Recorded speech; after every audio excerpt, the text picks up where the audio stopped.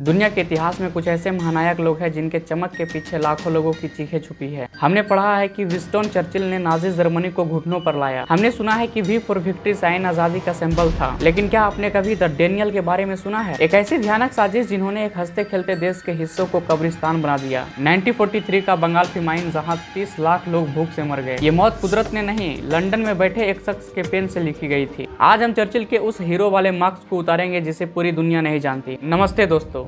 1943 का वक्त था। जापान ने बर्मा यानी म्यांमार पर कब्जा कर लिया था। जापान अब बंगाल के रास्ते इंडिया में घुसता है। इस डर ने उनसे वो करवाया जो कोई दुश्मन भी नहीं करता। उन्होंने लॉन्च की डेनियल पॉलिसी। इस पॉलिसी के दो हिस्से थे। पहला राइस डेनियल। ब्रिटिश ऑफिसर्स ने बंगाल के गांव-गांव से अनाज उठा लिया ताकि जापानीज आर्मी को खाना ना मिले। दूसरा बोट डेनियल। बंगाल की लाइफ लाइन थी उसकी नदियां। ब्रिटिशर्स ने 45,000 से ज्यादा बोट जला दी या फिर जब्त कर लिया, जिसका रिजल्ट ये हुआ कि मछली पकड़ना बंद, ट्रांसपोर्ट बंद और बंगाल के लोगों का रोजी रोटी खत्म।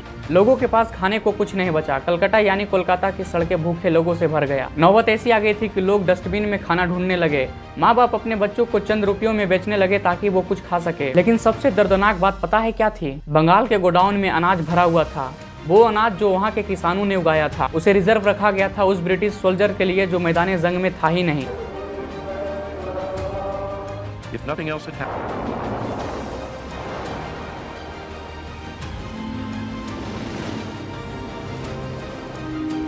Roosevelt would find his incident in the cold waters of the North Atlantic.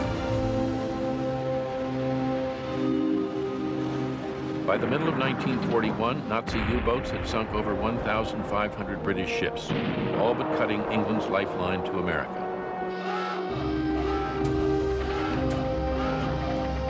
Churchill को खबर दी गई कि बंगाल खत्म हो रहा है, लेकिन उनका दिल नहीं पिघला। विंस्टन चर्चिल के वो अल्फाज आज भी इतिहास पर एक बदनुमा दाग है। जब ब्रिटिश ऑफिसर्स ने उन्हें बताया कि लोग घास खा रहे हैं, तो चर्चिल ने कैबिनेट मीटिंग में कहा, I hate Indians, they are a beastly people with a beastly religion.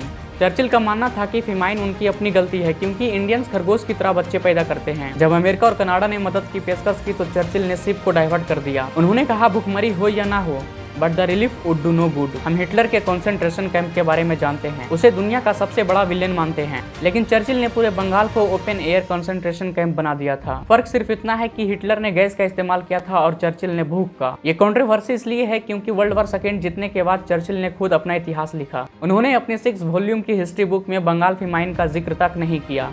एक ऐसी त्रासदी जिसमें 30 लाख लोग मरे, लेकिन उसे इतिहास से मिटा दिया ताकि उनका ग्रेट लीडर का इमेज बनी रहे। आज जब हम यूरोप से ह्यूमन राइट्स पर भाषण सुनते हैं तो हमें चर्चिल और बंगाल फेमाइन याद आनी चाहिए। ये एक सोचे समझे तरीके से किया गया कॉलोनियल क्राइम था। क्या एक वॉर जीतना इतना बड़ा था कि 30 लाख मासूमों की जान की कोई कीमत नहीं थी? क्या चर्चिल को आज भी एक हीरो की तरह पूजा जाना चाहिए? ये वक्त आ गया है कि हम उन स्टैचू के पीछे की असली चेहरा को देखें। आप क्या सोचना है? इस वीडियो को शेयर करें, क्योंकि ये सच 29 लाख लोगों का है जिन्हें इतिहास ने भुला दिया। कमेंट्स में ट्रुथ लिखे अगर आप चाहते हैं कि ऐसे और टॉपिक्स पर हम बात करें।